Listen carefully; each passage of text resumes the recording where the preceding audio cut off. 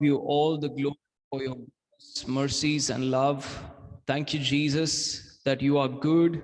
You are good and you are always good, Father. You are a good Father. You are a good Father. And praise you, Father. We praise you, Father. We give you all the glory. We give you honor. We give you praises. For you are good. You are good. You are good. We bless you. In Jesus' name we pray. Amen. Amen. Hallelujah. Thank you, Jesus. If there are any prayer requests or testimonies, you can go ahead and share it on the chat section over there. And we will read it out later or maybe in the middle of the session. Hallelujah. Isn't God good? He has been so faithful to us, and we are always grateful to what He is to us. And what is gospel? Many religious people have taken it wrong.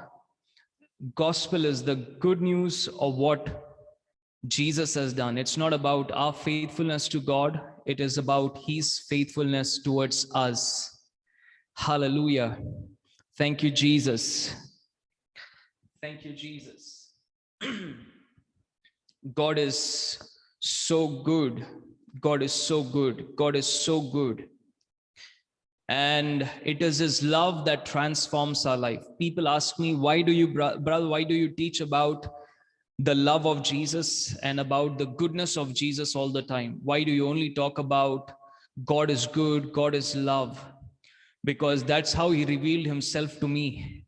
When I encountered God, I saw Him as a good God, as a God who is love. And that's what the Word of God defines Him. He's good, He's gracious, and the only definition of God is love. Hallelujah. God is love.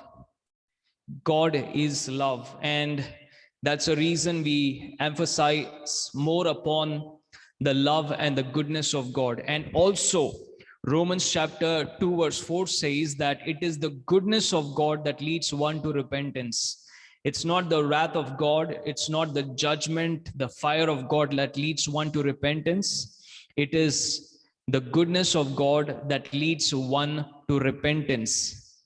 And the gospel is all about the goodness of God towards mankind.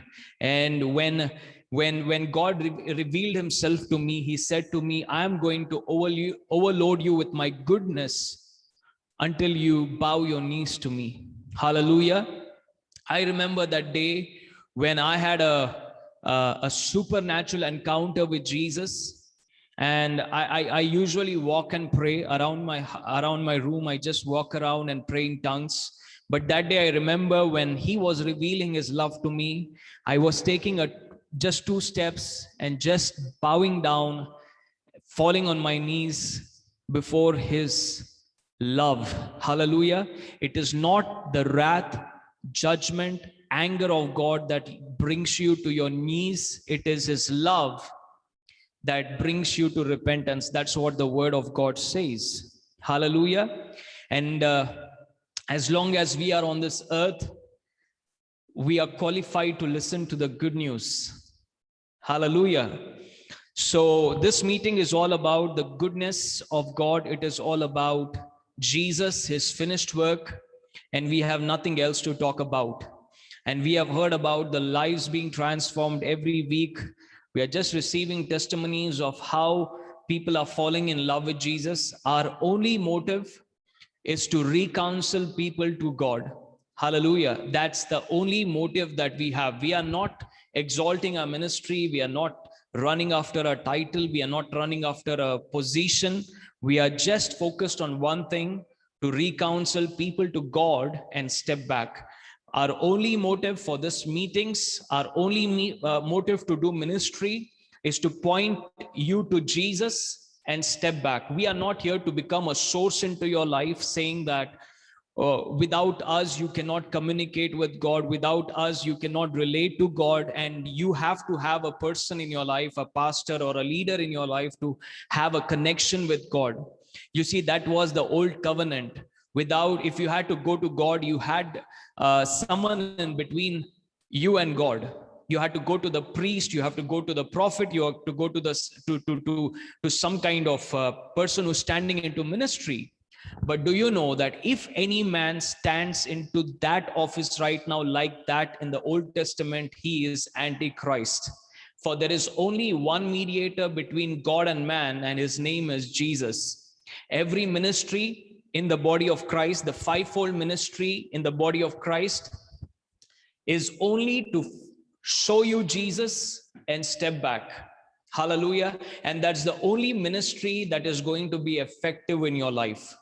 If you're thinking that to relate to God, to meet God, or to have fellowship with God, I need somebody in between, that's not the gospel.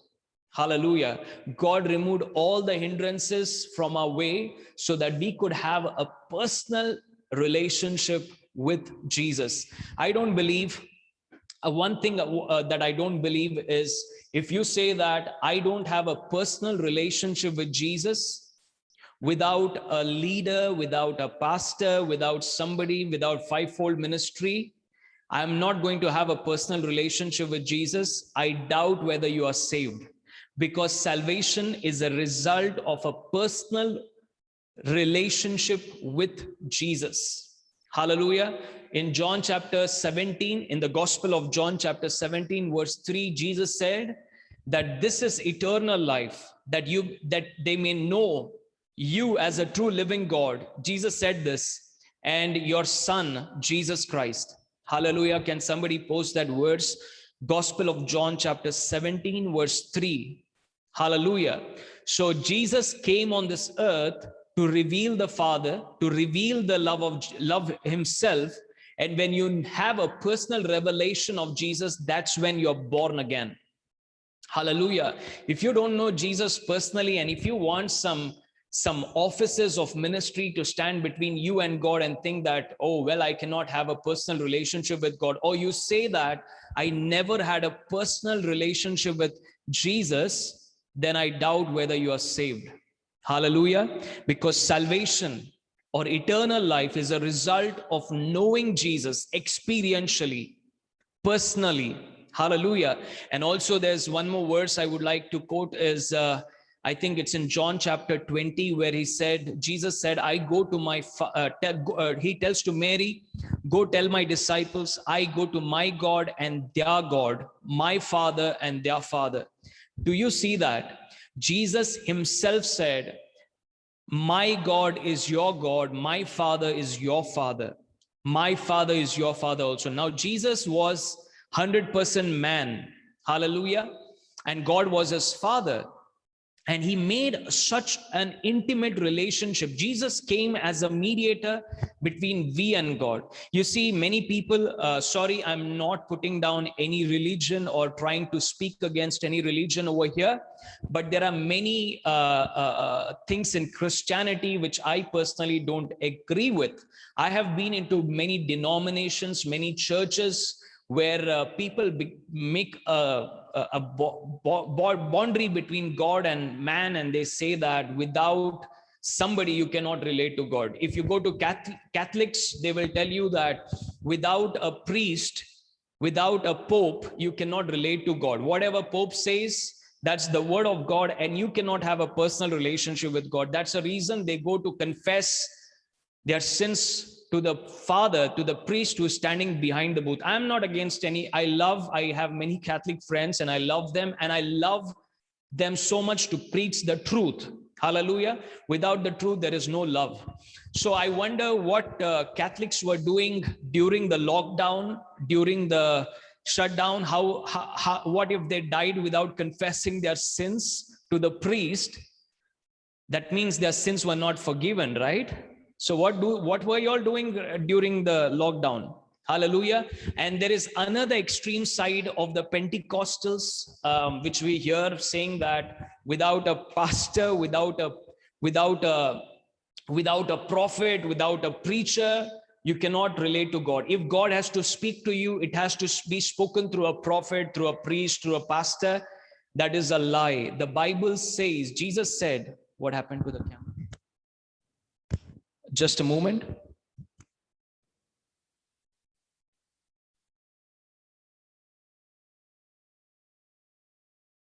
Can you all hear me? Hallelujah. Awesome. So there is another extreme side of certain Pentecostals that say that without a prophet, without a preacher, God cannot relate to you. You need to have somebody between you and God, a prophet, a pastor, a teacher, or somebody. You see, the purpose of the fivefold ministry is not to be a mediator between you and God. The purpose of the fivefold ministry is to show you Jesus and his finished work. Any ministry that is not doing this work is an antichrist ministry. It's not the gospel, it's not the truth, and it will never show you eternal life. Hallelujah. So we need to understand every ministry is the purpose of every ministry is to show Jesus. And you know, we do this meetings not to be a hindrance in your life, not to prove our ministry to be a good ministry or something to be great in your life or something like that. At the end of our ministry, if you say that, well, Brother Michael, you prophesy very good, you preach very good, you do very good, and you are and you know us and you don't know Jesus, whatever we have done all these months is waste. Hallelujah. So whatever we are doing it's to make sure that you have a personal relationship with Jesus. Not, you shouldn't be excited only when you come to this meeting. If you're excited only to come to this meeting and say, wow, Saturday, Sunday is going to be very exciting. Let me tell you, if you're thinking that Saturday, Sunday is going to be very exciting and it's going to be filled with joy and you're excited, or if there is no lockdown and you're excited to come to our meeting more than any other days, that means you're not enjoying God on your daily basis. You're not enjoying the gospel on daily basis. This gospel, what we are preaching, it should be enjoyed every second of your life. Right? Be it on Sunday, Saturday, Monday, you're coming to the meeting, when you're hearing this gospel on Saturday and Sunday, this should not be something that you're hearing and thinking about once in a week. Wherever you are, whatever you're doing, every day should be exciting because God is in your life and he is never going to be separated from you. Jesus died for you so that you could have a personal relationship with him. Imagine how much Jesus loved you, right? This thought itself brings such a great joy in my heart that Jesus, what am I that Jesus should come on this earth and die for me, right? So Jesus came on this earth and died for you so that he could have a personal relationship with you. Isn't it great?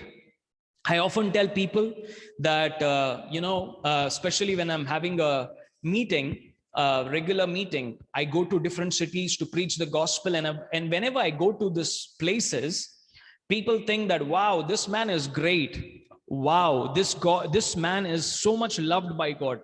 But I always ask this question.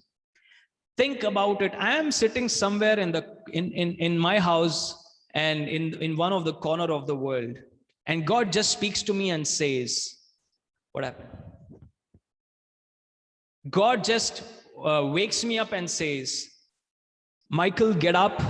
I want you to travel to this city to meet some of my children or one of my children and speak to them how much I love them. Who is special? Me, who is just sitting and doing my work, and God just wakes me up and says, go, there is my son who needs my word. Go and tell him how much I love him. Think about it. Like this meeting, I just come, it's because God speaks to my heart. I come to this meeting and tell you about God's love. Who is special, me or you? Isn't it you? Isn't it you who is precious to Jesus?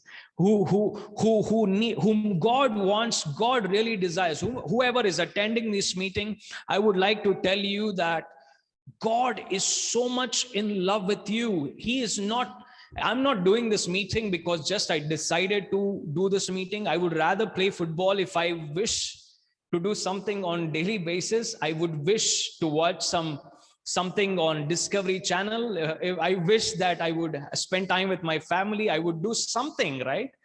If I had to do something that is pleasurable for my flesh, I would do anything else. Hallelujah. It was God who dropped this word in my heart and said, these are my people who need to hear my word. This meeting is not for somebody who's sitting in a different place and you're thinking, oh, well, I wish this person could hear this word. God didn't give me this word so that he could hear it or she could hear it. God gave me this word so that you could hear it. Hallelujah.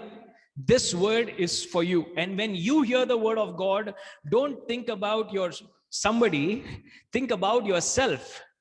Right? This word is for me. And when you're coming to this meeting, it's my special request that come to this meeting and hear the word of God as it is a personal word of God. Not to answer somebody's question, not to give somebody an answer, not to get a theological knowledge.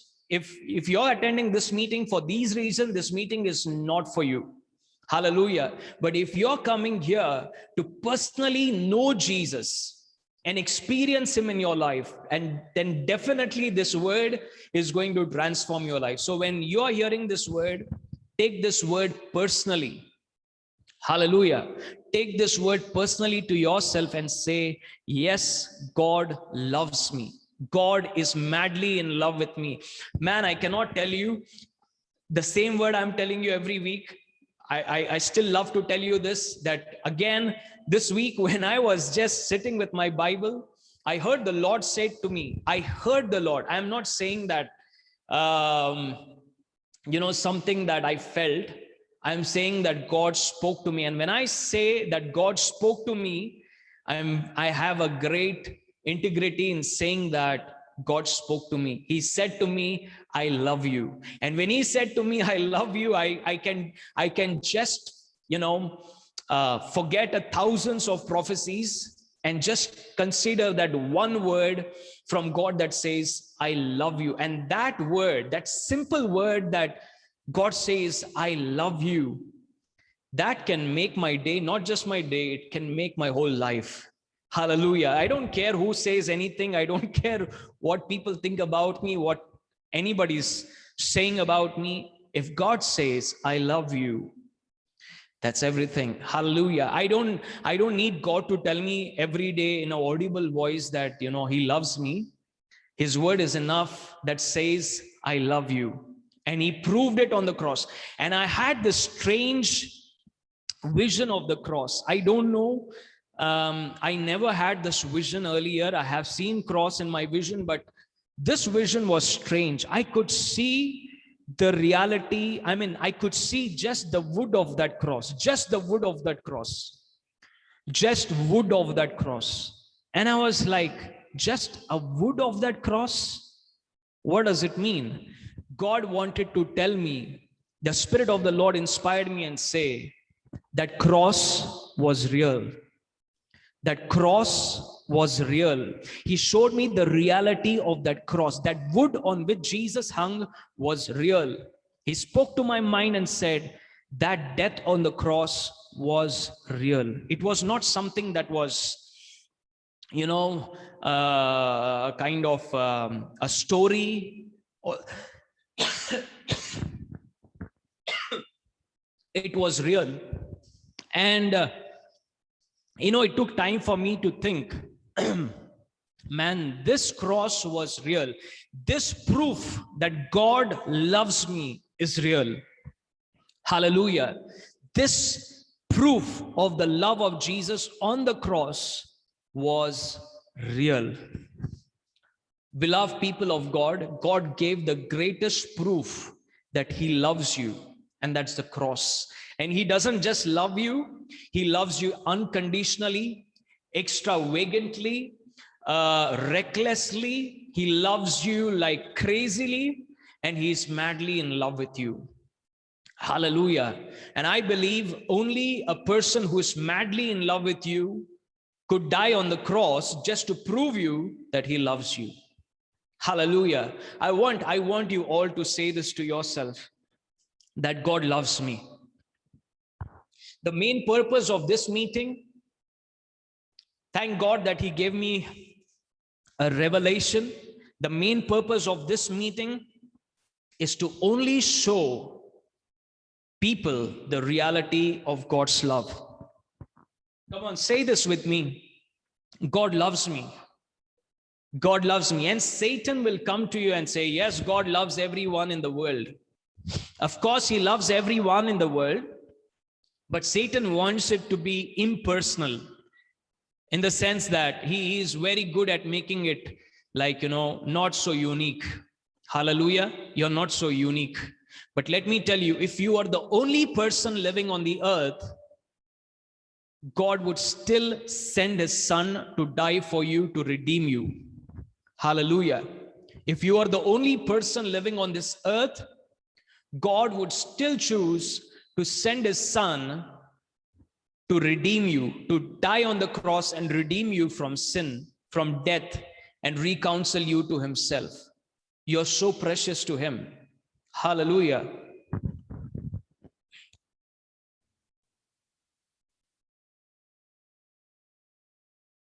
And I'm not going to be tired for telling this truth to you all, that God loves you. Hallelujah. I'm not going to be tired at all throughout my life, as long as I have life on this earth and I am in this flesh. I'm never going to be tired of telling this truth to people, that God loves. And especially when I wake up, when I arise to this truth of God's love for me, I cannot stop telling to people how much God loves them. Hallelujah. God loves you, and God is madly in love with you. God is not just in love with you, he's madly in love with you. Convince yourself with this. Convince yourself with this, that God is madly in love with me. Come on, if it takes 100 times to confess this, to make yourself believe, do it. Hallelujah. Hallelujah. I remember once when I woke up in the morning, I just had this vision of the Lord. And I want to say to you that you don't need to have a vision to tell you that, for God to tell you that he loves you. Okay? Your heart needs to be ready to receive. Whenever he is speaking to you right now, when I am speaking to you, in the core of you, God is telling you that he loves you. And when I'm speaking to you, that joy is coming in your heart and you are experiencing that God loves me. It is the witness of the Holy Spirit towards you, right? But sometimes we need to become sensitive to him. We have heard a lot of junks of the world and what people are thinking, how people value us, what identity the world gives us, what our life, our past, present, future, everything, our culture, our life, our career, our jobs define us. And we have let our mind sink into those lies of the world. Hallelujah. It takes time for you. It may take 1,000 times for you to confess that you are loved by God. You are valued by God. Hallelujah. It would take a lot of time for you. But trust me, the word of God says he is madly in love with you. Hallelujah. And when you become sensitive to him, when your heart becomes sensitive to him, you would often hear it say, any side you turn, any time, 24 hours 7, God is delighted to spend time with you 24 hours 7. He is 24 hours 7 with you, and he's constantly telling you that I love you, I love you, and I love you, and I love you, and I love you. Hallelujah. And my love for you is unconditional. You might be thinking, I need to do a lot of things for God to love me. I need to first live a holy life. God loves a person better than me in the church, who sings well, who worships every week, who preaches on the pulpit, who lives holier life. He's so ahead in the church activities. She is fasting so long. Why do you see, the devil and religion will tell you, why do you think that God loves you? You stupid thing. Why does God love you? Well, God loves you not because anyone is lovely. His love is unconditional. I want to tell you a testimony of mine when I experienced the love of Jesus. Well, this was not my actual word which I wanted to give you, but however, the Lord led me to speak this truth. You see, when there was a time in my life where I was, messed up in my life, and I was, I got into addiction to drinking, and I was drinking, and I was a Christian by then. And the religion told me that God would not even accept you or come close to you if he sees you in this state. And as the religion told me, I used to think God does not love me. And the more I thought that God does not love me, I separated myself from him. I went away from him, and I started drinking a lot. And then I remember that night when I was completely drunk. I was more young than what I am right now, and I was sleeping on the bed and totally drunk, gone more like unconscious, you can say. Not completely unconscious, but yes, I was. And I was sleeping on the bed, and who would think about Jesus at this time when somebody's completely drunk? Is there anyone here who thinks that, yes, I can think about Jesus? Of course, you could think about Jesus after attending this meeting. Just kidding. You might have heard about the love of Jesus many places, but if you have come up in a religious circle like I did, you would understand that you could not even think about Jesus in that state when you're completely drunk and messed up. Hallelujah. So I was sleeping. Well, you might think that, brother, would you drink? That's when the grace of God hit me, man. Hallelujah. That's when I understood the grace of God. That's when my life was transformed, when I encountered Jesus. That's when Jesus changed my life. That's when things changed in my life. Okay, let me tell you. So I was lying on the bed, drunk, and in the middle of the night, around 3 o'clock, I had this such strong vision of Jesus coming into my room from the door. I have seen Jesus several times in a vision, I think around 3 to 4 times. And I never expected Jesus that time. I tell you, don't try to seek for a vision. You may miss the supernatural. If you experience supernatural experiences, that's good. But don't run behind a spectacular and miss the supernatural. Right now, when I'm speaking about the love of Jesus, there is the still voice in your heart, that witness in your heart, not even voice, a thing that in your heart that says, yes, what he is saying is true. That is the witness of the Holy Spirit, and that is supernatural. You don't need a cloud to come into your room and tell you, I love you, right? I never had this experience before. And that was the last time I ever had regarding this thing. So when I was sleeping down, I had this vision, strong vision, Jesus come into my room. And while I was sleeping, the first thing I had in my mind was, I think Jesus came to drag me. He would not even come close to me. He would send his angels to catch me and throw me into hell. I am such a unholy thing. He would not even come close to me. This was what religion told me. But do you know what happened that night?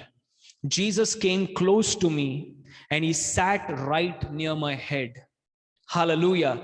He didn't speak a word. I couldn't see his mouth moving, but his heart was communicating to my heart. And I could hear, I don't know whether it was a hearing or whether it was a sensing, but it was like Jesus speaking to me. I love you. I love you. I love you. I love you. I love you. I love you. And I love you. And it was a continual a communication that Jesus was releasing. His presence was releasing to me, saying, I love you. I love you. I love you. I love you. I love you.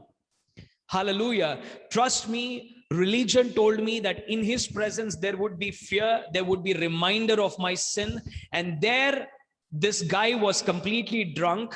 And Jesus sat near him, never spoke about his sin, but spoke about his love towards him, his grace, his identity, and his value to him. Hallelujah. He kept on talking to me. I love you. I love you. I love you. I love you. It was his heart speaking to my heart. And trust me, there was not a little bit of fear in his presence. There was no fear of hell. There was no fear of judgment. Rather, there was a comfort that as long as this man is with me, I don't need to fear. I don't need to, he will never let me go to hell. He will never let me mess up in my life. It was the most comfortable thing in my life. Hallelujah. It was I can't speak about that love in words, but that was an environment that was like, there was joy, there was peace, and there was no fear. And he kept saying to me, I love you, I love you, I love you, I love you. And he sat right near my head. And that day, he made what religion taught me, whatever religion taught me, he made it a lie and said to me, I love you, I love you, I love you. And all my life, I was running away from Jesus, thinking that he would not love me, he would not accept me, he would not be pleased with me. But he said to me, I love you, I love you, and I love you. And all my fears just vanished away. And I remember he just turned to me, just half, looking to my face, and he said to me, I have a purpose for you. Jesus was not ashamed of me. He was not ashamed to call me that I am his child and he loves me. He could stand before 1,000 and millions of the people, even through the whole world, and say, I love him and I died for him. Hallelujah. People may be ashamed of you, but Jesus is not. People may see you the way your behavior defines you, but Jesus does not. He sees you through the lenses of his love, and you are too much valued to him. And he turned to me and said, I have a purpose for you. What purpose for me? All my life, I believed in you when I heard that you love me, but religion told me all these things, and then I messed up. I broke all your law. I broke all your commandment. I messed up. And you still love me? He said to me, I love you and I have a purpose for you. And God has a history of taking the filthy people of this world, useless people of this world, and making them useful for his purpose and his kingdom. Hallelujah. And he started walking near the door. He started walking near the door. And again, it was not my words. I was not in a state of talking to him. It was my heart communicating with Jesus, saying, do not go. After experiencing what I have experienced right now, if you leave me and go, it would be better I die than to live without that experience of love. Hallelujah. And I remember he reached the door and he just turned back in his style. He just looked behind and said, I live inside of you. Hallelujah. He said to me, I live on the inside of you. He lives inside of me. Yes, he said to me, I live inside of you. And I don't live inside of you because you have done everything right. I live inside of you because I paid a price so that I could be with you. And because you accepted my proposal to live inside of you and believed what I did for you on the cross, that is the reason I live inside of you. And I have promised you that I will never leave you nor forsake you. Son, this is not your promise to me that I will never leave you nor forsake you. For if you would have promised me, like Peter did, I am not going to leave you. Wherever you go, I will follow Jesus, even to the death.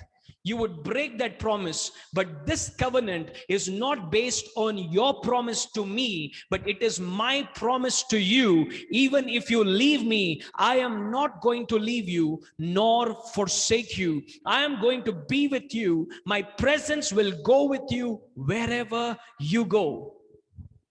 Hallelujah. And that truth, people, that God lives inside of me. His love lives inside of me. His life lives inside of me. It completely transformed my life. I never saw a vision after that of Jesus coming and telling me that he loves me. But whenever I needed his love, I said to God, God, your word says that you love me and you live inside of me. So every pleasure is in your love, and that love is inside of me. Hallelujah. It is not that I didn't go out to drink after that. I tried to go out and find pleasure in alcohol, in the world again. But what I had experienced in the love of Jesus, compared to that, this small glass of spirit could not satisfy me. Hallelujah. That hanging out with the world would not satisfy me. I knew that this cannot satisfy me. Somebody said to me, brother, you don't know the addiction of drugs. They said to me, you don't know the addiction of drugs. It is so severe. I said to them, you don't know the addiction of agape love of God. It is more severe than any drugs. You will get addicted to it and you would never want to come out of it. And it is legal everywhere. Hallelujah. Except in some religious Christian circle. Hallelujah. Except in some religious circles where they want, if you say that God loves me, they would say to you, be careful. Don't take God for granted. Don't think that he loves you so much. And they would have a problem that you believe that God loves you unconditionally. Only in the religious circle they would. And you know, whenever I went to the church, I said to them, I know how much God loves me. And I laughed there. They were like, be careful. Don't think that God loves you so much. Don't take God's love for granted. And they started putting all kind of fear again. Hallelujah. So the love of God is legal everywhere except in religious Christian circle. They would get mad at you. They would even, if you go out in church and you just experience the love of Jesus and you laugh, they would think that some devil came inside of you, because they believe that when you go to the church and worship the Lord, the only emotion you need to have is tears in your eyes and crying, saying, God, I'm so sorry. I'm so sorry for my sin. Because they can't believe that in the presence of Jesus, there is no remembrance of sin. Your sin was dealt on the cross so that when you come to God, you could never have fear of judgment. Your sins were once forever dealt on the cross so that when you come to God, you would not have shame, you would not have condemnation, you would not have fear, but just enjoy God. And when I woke up this morning, this is what the Lord said to me. When I was studying my Bible, this is what God said to me. Son, the only place where you can find joy is in my gospel. When you hear the gospel, you would never want to put your mind anywhere, and nothing in the world could ever be joyful. Hallelujah. Now, if you're struggling with something in your life, if there is anything in your life that you're struggling with, be it sin, addiction, whatever it is, which is not good, that destroys your life. I'm not saying sin is good, sin is bad, it destroys life. Hallelujah. If there's anything in your life that, that is destroying your life, and you're trying hard to give up on it, and you're not able to give up on it, here's what you need to do. Stop trying to give up on it. And wherever you are, whatever state you are in, just open your heart to receive the love of Jesus for you. And trust me, without your efforts, you will fall in love with Jesus.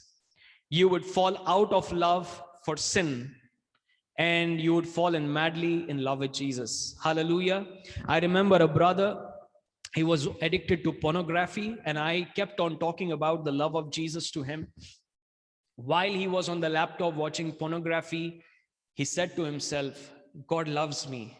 And immediately, right when he was watching pornography, the love of Jesus so powerfully manifested upon him that he was like, God loves me. God loves me. And the pleasure of the love of Jesus was so great that he could not find any comfort in watching pornography, any pleasure in watching pornography. Shut his pornography, and he came to me and said, brother, I never watch pornography again. Hallelujah. Hallelujah. I remember telling a sister, she asked me, can I go out for party? I'm a believer now. I said, I don't have any problem you going out for the party. And she said, does God have any problem? I said, God doesn't have any problem. Just remember, he loves you. Hallelujah. And she went to the party. She was holding a whiskey in her hand. And suddenly the love of Jesus became so real to her that she could not find any pleasure in anything. I'm not trying to be a legalistic here and saying that you need to stop doing this. This is wrong. This is right. No, I'm saying to you, God loves you unconditionally. Hallelujah. And when you experience the love of Jesus, it's really difficult for you to enjoy anything else in this world. Warning. Hallelujah. Don't tell me later that I didn't warn you about it. Hallelujah. You would stop expecting from people and you would love them unconditionally, because you would anyway not find anything, and you would be so complete in God that you would not want any love from people. Brother, my husband doesn't love me, my wife doesn't love me. When you understand God loves you, you would be so filled with God that you would not want anyone else's love. Hallelujah. You would rather say that I love that person unconditionally.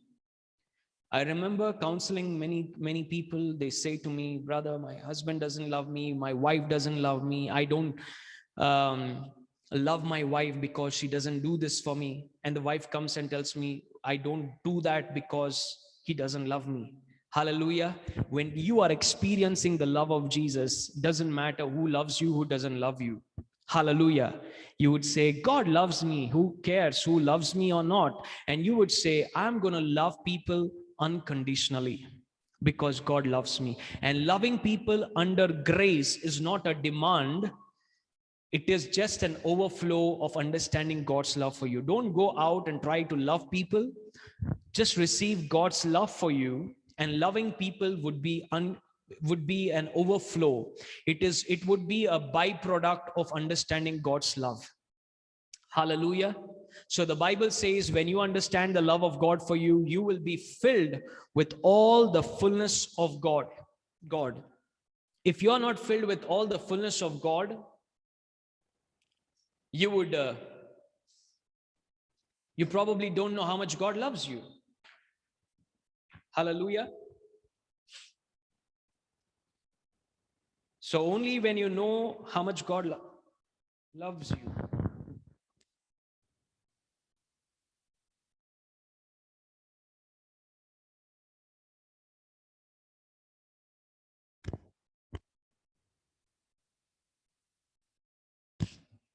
Hallelujah.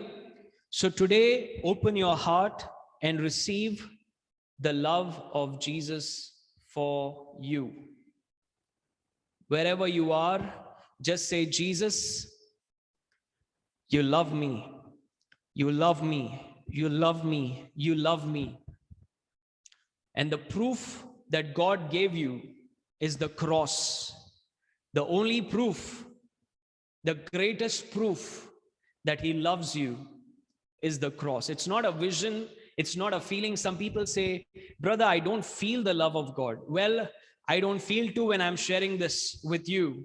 But I know that God's word is true. And in his word, he said, he loves me. Hallelujah. And blessed are those who do not see and yet believe. for they will begin to see his love manifesting in their life in various ways. So blessed are those who do not see and yet believe. Hallelujah. Would you believe today that God loves you?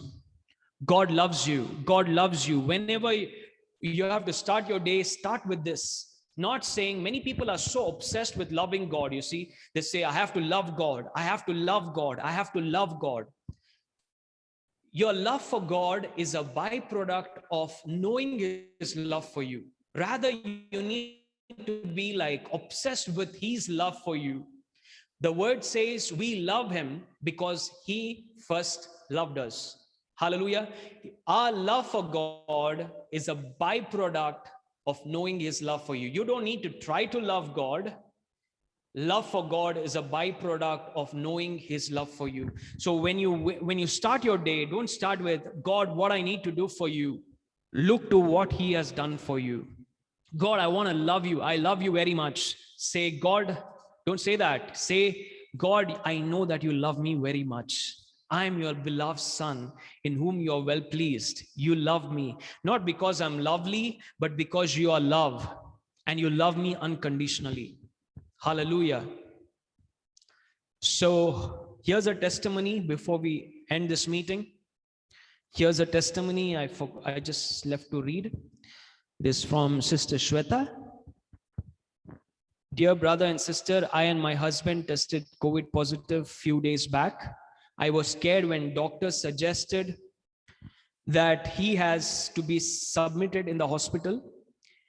It was a dark phase. I was shaken, worried about my 3-year-old baby who was with us even when we were positive for COVID.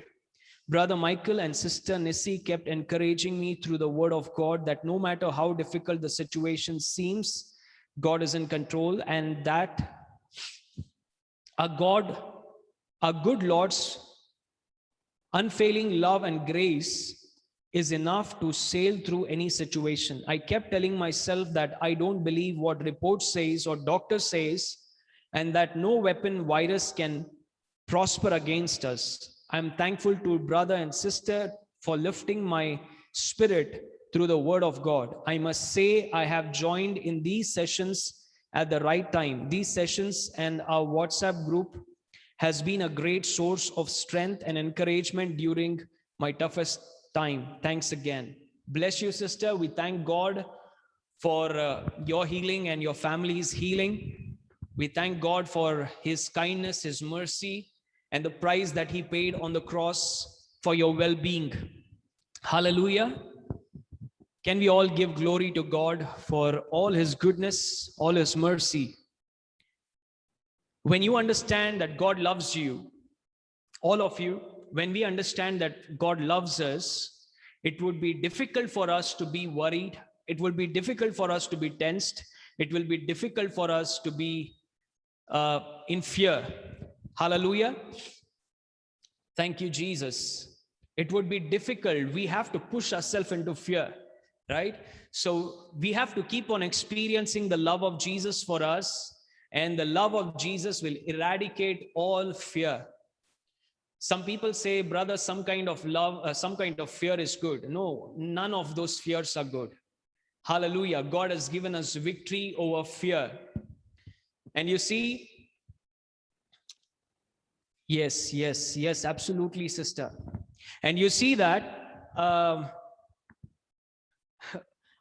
when we understand that God loves us and he has taken care of our end also, right? It will be difficult for us to live in fear, because you see, when people come to us and say that, you know, even if doctors say to us that you're going to die, if you know the love of Jesus, you would rather say to the doctor, thank God, I'm going to meet the Lord. If I'm going to die, the next moment I'm going to meet the Lord.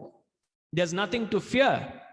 Hallelujah. There are many times in my life, there was a situation where I felt that I would lose my life. But during that time, when I was confident on God's love, I would be like, yeah, I'm going to see Jesus now. Hallelujah. You see, all the time we cry and say, God, what a day it would be when we go to heaven. We sing this song, we Christians sing this song. What a day it would be when we will meet the Lord. And the doctors say to you that you are going to die. You fall down like, a lost person, and you begin to cry, oh, I'm such a sorry person and I'm going to die. Hallelujah. You see, if you know to believe in God's healing for you and trust upon his truth and receive healing, praise God for it. If not, if anything happens, worst comes to worst, we fail, what's going to happen? Next moment, we are going to see the Lord and we are going to be with him forever. There's nothing for a Christian to lose in his life. We are supposed to be the most joyful people on this earth because we don't have anything to lose. Hallelujah. That makes us the most, fierce people against the work of the devil. That makes me strong in my faith to believe God and live a kind of life on this earth that glorifies Jesus. Hallelujah. When I'm free from fear, I'm free from any hesitation to dare to live the life that God has called me to live. Hallelujah. Thank you, Jesus. Sister, we thank God for the healing, and we bless you and your family in the name of Jesus. We declare good health, peace of mind, abundance over your life, and whatever devil has stolen you, be it peace, be it joy, be it your time with your family, be it the frustration, whatever it caused you, we ask God in the name of Jesus for a hundredfold restoration. Hundredfold restoration of joy, peace, relationship, love in your relationships, in your family, the joy of the Lord, greater honor over you in the name of Jesus. We declare it in the name of Jesus over you and your family. A hundredfold restoration in the name of Jesus. We bless you, sister. Hallelujah. Thank you, Jesus. So come on, all of you, for the last time, say this with me. Write down, God is madly in love with me. God is madly in love with me.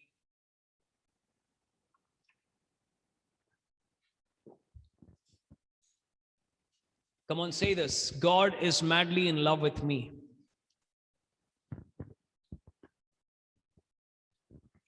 Thank you, Jesus. Thank you, Jesus. Thank you, Jesus. Thank you, Jesus. Today, I actually wanted to share more about overcoming shame, but God led me to teach about his love. I hope it has blessed you and God has spoken to your hearts. Hallelujah. Never let anything, be it logic, be it thinking that about your past, your present, your life, whatever it is, let nobody deceive you. Let not religion, any man, any thing on this earth, not a bad experience in your life, your past experience in your life, convince you that God doesn't love you. Paul went through a terrible experiences, and yet he says, I'm convinced that God is in love with me because of what he did for me on the cross of Calvary. You need to be convinced. The proof of God's love for your life is not your experience, it is the cross. And when you believe in his unconditional love for you, you will begin to thrive over your circumstances, over your experiences in life, and you are going to change. You're going to see a powerful transformation in your experiences with God. Hallelujah. That's what made Paul say, we are more than conquerors. Why? Because he was convinced about the love of God for him. If you want to thrive in your life, if you want to live an overcoming life, you need to be convinced that you are loved. And let not your life, your experience define whether God loves you or not. He loves you. He loves you. He loves you. Hallelujah. He is madly in love with you. Thank you, Jesus. Let us pray. Father, in the name of Jesus, I pray for each and every person who is hearing me right now. Father, let him be let him encounter your love right now, Father. Father, may he experience your unconditional love. Father, may he experience your love, Father. Give him the revelation of your love. Maybe she was thinking that she is not loved because of certain things. But Father, give a U-turn for all those thinking, all those directions of thinking, and make them know how much you love them, Father. Give them the revelation of the reality of what happened on the cross. Jesus just did not die, but he carried our shame, our guilt, our fear on that cross, so that when we come to you, Father, we can stand in your presence without shame, without condemnation, without fear, with complete confidence, knowing that you love us and you're not mad at us, but madly in love with us. We give you all the glory, Father, that right now you're giving them revelation, Holy Spirit, and bringing them to a place where they are convinced that you are madly in love with them. We bless you and we give you glory. In Jesus' name we pray. Amen. Amen. Praise God. Thank you, Jesus.